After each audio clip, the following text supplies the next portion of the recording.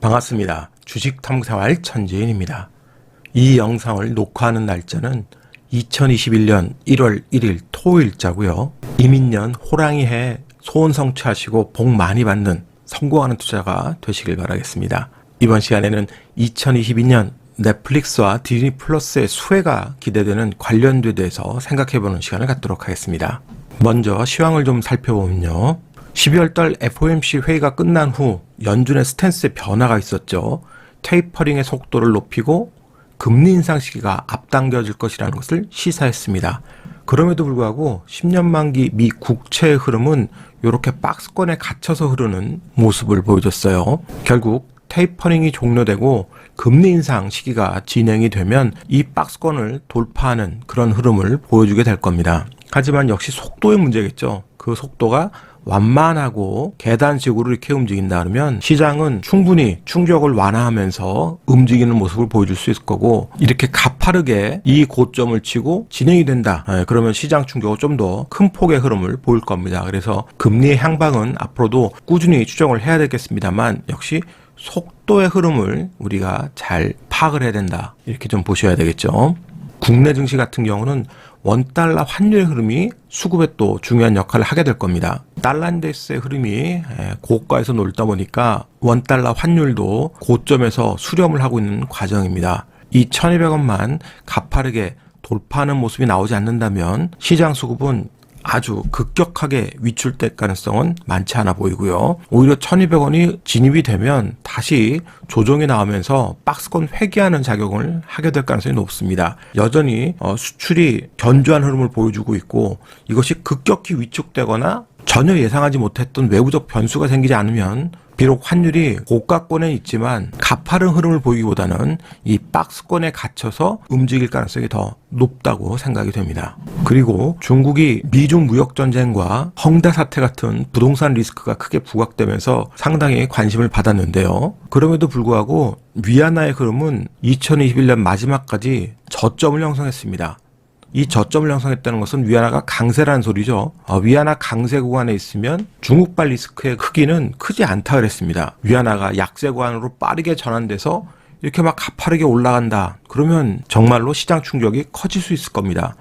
하지만 지금처럼 위안화가 약세 구간에 머물러 있으면 시장 충격은 말로는 뭐 크다 하지만 실질적으로 글로벌 경제에 미치는 큰 영향은 없다. 아직까지는 괜찮다는 거죠.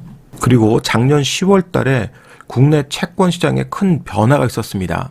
작년도 시황 설명 때 설명을 드렸죠. 10년 만기 국채와 장기물과의 역전 현상이었는데 이것이 12월 달 들어서 해소가 됐습니다. 지금 12월 달 거래 내역을 쭉 보시면 10년 만기 국채보다 장기채들이 다 높은 금리를 형성을 하고 있어요.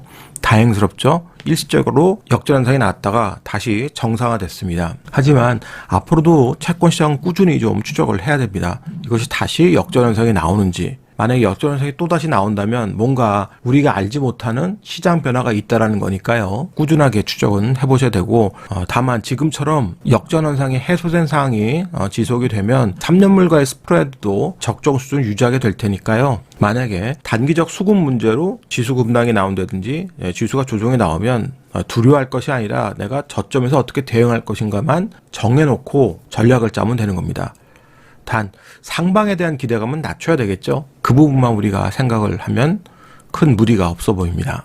그러면 오늘 주제인 넷플릭스와 디즈니 플러스 관련주에 대해서 생각을 해보면, 연말에 월스트리트 저널에서 오징어 게임 이후에 한국의 컨텐츠에 대한 기대감이 높아지다 보니까 글로벌 OTT 회사들이 서비스를 하기 위해서 배틀을 벌인다는 내용이 나왔습니다. 뭐 넷플릭스, 애플, 디즈니, 뭐 HBO도 있고요. 아마존 프라임도 있겠죠.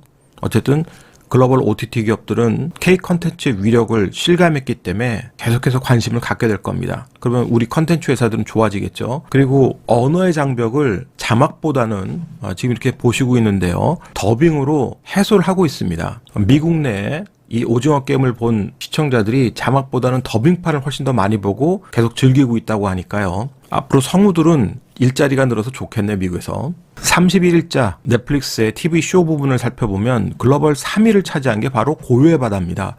호불호가 갈리고 뭐 재미가 없다 이런 내용들도 많이 있지만 글로벌 시장에서 넷플릭스 3위다. 대단하지 않습니까? 오징어 게임은 아직도 6위에 있습니다. 이러니 글로벌 OTT 회사들이 한국의 컨텐츠를 주목 안 할 수가 없죠. 그리고 1월달 아마 넷플릭스에서 오리지널 시리즈 첫 번째 공개되는 한국 드라마는 지금 우리 학교문이 될 것 같습니다.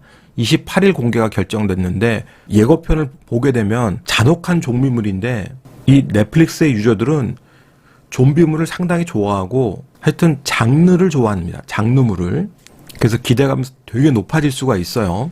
JTBC 스튜디오의 레이블인 필립모스트에서 제작하고 다모하고 배트맨 바이러스 완벽한 타인을 연출한 이재규 감독이 연출을 맡았습니다. 학원 좀비물이라 해서 국내선 잘 다루기 어려운 건데 넷플릭스니까 가능하죠. 아마 공개가 되면 글로벌 탑10 안에 바로 진입할 것으로 기대가 되고 있고 순위가 몇 위냐 이게 중요할 것 같습니다. 지옥처럼 1위를 찍느냐 아니면 그 고요바다처럼 낮은 순위에서 시작하느냐 그 차이만 있을 뿐이지 기대감은 상당히 높을 수 있을 거예요. 그리고 상반기에 수리남이라고 하는 드라마도 또 기대를 하고 있습니다. JTBC 스튜디오의 레이블 중 하나죠. 퍼펙트스톤 필름에서 제작을 하고 범죄와의 전쟁, 공작, 군도를 만들었던 윤종빈 감독이 연출합니다. 하정우, 황정민, 유연석, 박혜소 이런 인기 배우들이 등장하니까 기대감이 높고 만약에 모가디슈 정도의 퀄리티만 나온다면 넷플릭스에서 상당히 또 반응이 있을 수 있습니다. 수리남의 한국인 마약상에 관련된 내용인데요. 개봉 시기가 결정되면 그 즈음에 역시 또 접근할 수 있는 전략을 짜야 되겠죠. 그리고 웹툰 기반의 안나라 수마나라라고 하는 작품이 또 대기를 하고 있습니다. 이태원 클래스를 만들었던 김성윤 감독이 연출하고요. 역시 JTBC 스튜디오의 레이블인 컨텐츠 지음에서 제작을 합니다. 마술사 관련된 내용이라고 하는데 배우 지창욱 씨가 주연을 맡아서 진행을 할 것으로 보입니다. 화려하진 않지만 웹툰이 상당히 인기가 있었던 웹툰이기 때문에 홈타운 차차차 정도의 인기만 나와도 긍정적으로 봐야 되겠죠. 그리고 하반기에는 스페인의 넷플릭스 대박 작품이죠. 종이의 집. 이거 한국판 리메이크작이 개봉될 것으로 보이는데 역시 JTBC 스튜디오의 콘텐츠 지음이 참여를 했고요. 카카오엔터의 BH 엔터테인먼트도 공동 참여를 했습니다. 워낙 인기 있었던 드라마이기 때문에 한국판에서는 어떨지 궁금하긴 한데요. 하지만 글로벌 순위보다는 아시아 쪽 순위에 집중될 것 같아요. 워낙 원작이 인기가 좋았기 때문에요. 개성 있는 배우들이 많이 포진되어 있습니다. 그리고 영화 중에는 범죄도시 2가 개봉을 할 예정인데 역시 JTBC 스튜디오 산하의 BA 엔터테인먼트가 제작을 합니다. 마동석 배우 이번에도 화끈한 액션을 선보일 것으로 보이죠. 그래서 이런 것들이 또 개봉 시기가 되면 바람몰이가 좀 될 수 있으니까요. 최근 기대했던 설광화가 역사 관련 이슈 문제로 실망감을 줬지만 국내 JTBC 시청률은 떡락했지만 디즈니 플러스에서 지금 아시아 지역에 서비스를 하고 있습니다. 근데 순위가 상위권에 지금 랭크하고 있어요. 그래서 국내에서는 별 볼 일 없지만 디즈니 플러스 내에서는 긍정적 그런 흐름을 보였다라는 거. 그래서 그런 악재가 이미 반영이 돼서 움직였던 거니까 향후의 작품들을 보면서 대응하는 전략이 필요할 것 같습니다. 다만 사채 물량이 주가가 뜨게 되면 언제든지 나올 수 있습니다. 3만원대 사채가 지금 미전환된 게 96만 4,789주가 있어요. 이것은 분명히 주가가 뜨면 또 나올 겁니다. 그래서 그 사채에 부담이 있다는 것을 인식하면서 주가가 떠버리면 추격 매수하는 게 아니라 조정받을 때만 분할 접근한다는 걸 꼭 기억을 하셔야 될 것 같고요. 실적 또한 2021년이 적자가 계속 진행될 겁니다. 메가박스에 대한 부담이 계속 있고 2022년에는 흑자 전환할 것으로 기대는 하고 있습니다만 노딱 사태가 진정되지 않고 계속 변이가 나오고 그러면 메가박스에 대한 부담은 꾸준하지 않을 수밖에 없어요. 실적이 엄청나게 좋아지고 전환이 되려면 저런 이슈들은 있지만 결국 메가박스가 정상화되는 모습이 나와야 될 겁니다. 그래서 그런 기대감보다는 이슈에 반응하기 전에 스케줄을 놓고 그 스케줄 따라서 대응하는 전략이 중요하다는 거예요. 다음은 스튜디오 드래곤 자회사인 디티스트가 소년 심판이라는 작품을 가지고 넷플릭스에서 공개를 합니다. 갯마을 차차차를 제작한 제작사이기 때문에 이번에도 좀 기대를 하고 있어요. 김혜수 씨가 주연을 맡고 소년범에 관한 이야기를 다룬다고 하니까 이슈가 좀 될 수 있습니다. 모두가 다 아시겠지만 촉법소년 관련된 문제가 지금 몇 년째 들끓고 있는데도 뭐 정치권은 나몰라라 하잖아요.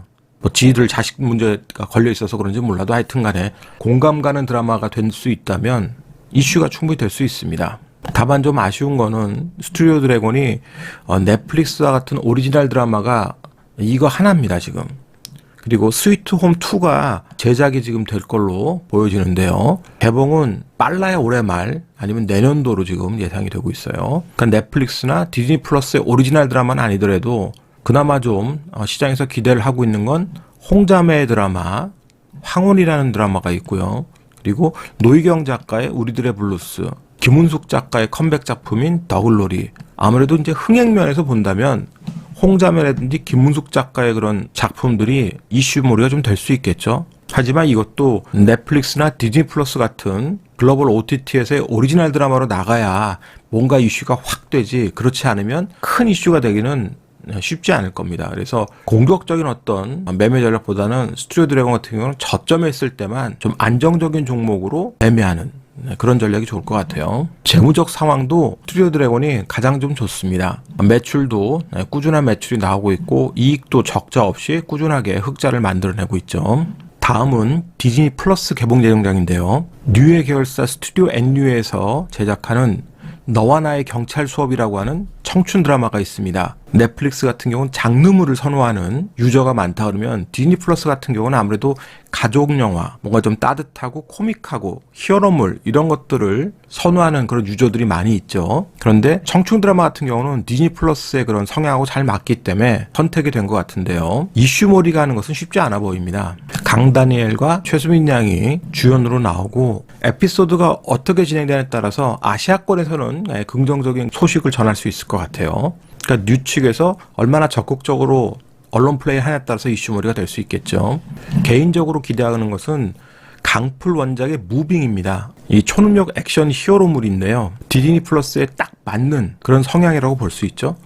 뉴의 계열사인 역시 스튜디오 N뉴에서 제작을 합니다. 주연으로는 지금 조인성, 한효주, 차태현 이런 인물들이 나오고요. 무빙 같은 경우는 한 번에 오리지널 시리즈로 끝나는 게 아니라 계속해서 시리즈물을 세계관을 통해서 확장하려고 하는 계획을 갖고 있기 때문에 첫 출발이 상당히 중요합니다. 그래서 굉장히 공을 들이고 있고 지금 뭐 제작비 500억 얘기가 나오고 있어요. 그래서 무빙이 개봉할 시기, 예고편이 나오고 반응이 올 시기에 그때 뉴는 좀 적극적으로 매매하고 지금은 철저히 저점만 바라보고 있어야 된다라고 생각이 되고요.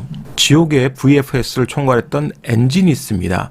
자회사인데 무빙에도 이 자회사의 역할이 되게 중요할 것 같고 메타 휴먼 기술 연구개발 통해서 가상 모델 루시를 선보였는데 뉴의 경우는 VFX에서 메타버스, NFT까지 영역을 지금 확대하는 과정에 있어서 이슈몰이는 충분히 될 수 있는 종목이 됩니다. 그래서 꾸준한 관심이 필요하고요. 다만 2022년 10월 8일 이후에 전환사채 물량이 있습니다. 182만 주 이상의 전환사채 물량이 있기 때문에 그 전에 재료들이 나오고 움직일 때 매매하는 건 상관이 없지만 저 기간 이후에는 주가가 고점에 있으면은 언제든지 사채 물량이 나올 수 있으니까 지금 당장 아니죠. 그 시기를 잘 체크를 하면서 기회를 찾아야 되겠죠. 실적 같은 경우도 2020년 적자에서 2021년은 간신히 흑자로 전환할 것으로 지금 기대가 되고 있는데 그 흑자폭은 크지 않습니다. 그래서 2022년도에 진정한 흑자 기조로 만들려고는 하겠지만 다 계획대로 되는 건 아니잖아요. 그래서 꾸준한 뉴스를 잘 추적해보고 뉴는 무빙의 개봉 시기를 잘 추적을 해야 됩니다. 그러면 차트를 통해서 주가의 위치와 전략을 생각해보죠. J 컨텐츠를 보면 작년도 오징어 게임 나왔을 때 그 다음 작품들 어떤 것들이 있을지 소개할 때 이 시점이었죠. 자, 이 시점에서 소개해드려서 주가가 급등이 나오고 지옥이 공개된 이후에 고점에서 피레치 문봉을 맞았습니다. 매물이 상당하기 때문에 이 매물 소화하려면 거래량이 받쳐줘야 될 거예요. 지금 설광화 이슈로 인해서 다시 한번 떨어졌는데 저점에서 기술적으로 반등을 했습니다. 1월 28일 날 지금 우리 학교는 개봉하기 때문에 분명히 그 개봉 이슈가 주가에 반영되는 시기가 있을 거예요. 지금부터 반영될지 조금 더 있다가 반영될지 아무도 모릅니다. 그렇지만 최근에 만들었던 이 반등 구간에서는 두려워하지 말고 조정 나오면 매집해 가면서 지금 우리 학교는 개봉 시기를 기다리는 게 좋겠죠. 그래서 강한 반등이 나왔을 때 차익 실현하는. 다만 여기서 주가가 그냥 계속 장대 항봉 뽑으면서 간다 그러면 단타만, 빠른 단타만 해야 됩니다. 네, 그렇지 않고 눌림 나오면 언제든지 매집해서 1월 28일 전에 반등 구간을 노린다. 이렇게 보시면 될 것 같아요. 그리고 그 다음에도 계속 좋은 작품들이 있으니까 그 작품 시기에 맞춰서 매매를 해야 된다는 소리입니다. 왜? 주가가 또 뜨면 어떻게 되겠어요? 사채 물량 나온다 그랬습니다. 90만 주 이상 남았잖아요. 그래서 수급 잘 보고 매매하면 될 것 같고요. 스튜디오 드래곤 같은 경우는 지금 급등락을 하고 있는 과정에서 수렴이 좀 필요하죠. 그런데 이슈가 될 만한 그 작품이 상반기에 막 쏟아지지 않습니다.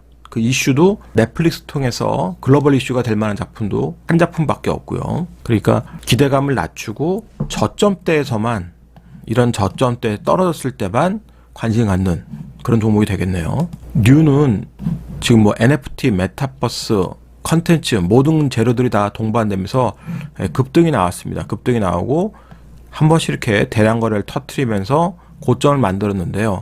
장대 음봉 맞고 지금 빠졌어요. 그리고 기술적으로는 그 장대 음봉 맞고 빠졌던 그 분야까지 지금 반등이 나왔습니다. 다시 치고 올라올 수도 있겠죠. 그러나 그런 기대감보다는 거래량이 지금 없는 상태니까 빠른 매매도 쉽지 않은 상태고요. 그래서 저점에 있을 때만 관심을 갖고 보시고 무빙이 개봉되는 그 시점, 그런 시점을 노려보는 게 좋지 않을까 이렇게 생각이 됩니다. 2022년도도 우리 시장이 2021년처럼 추세를 만들고 계속 상승하는 시장이 아니라 박스권에 갇혀서 움직일 가능성이 더 많은 그런 환경입니다. 결국은 금리 인상이 미국이 다 되고 난 이후에 반전의 추세를 만들 가능성이 더 있다고 봐요. 그래서 그 전까지는 박스권에서만 우리가 대응하는 전략을 갖고 종목도 압축해서 여러분들이 원하는 종목만 다루는 게 좋습니다. 그러지 않고 백화점식으로 종목을 나열하면 대응하기도 어렵고 2021년에 어려웠던 분들은 또다시 그 어려움이 더 커지는 그런 시기가 될 수 있어요.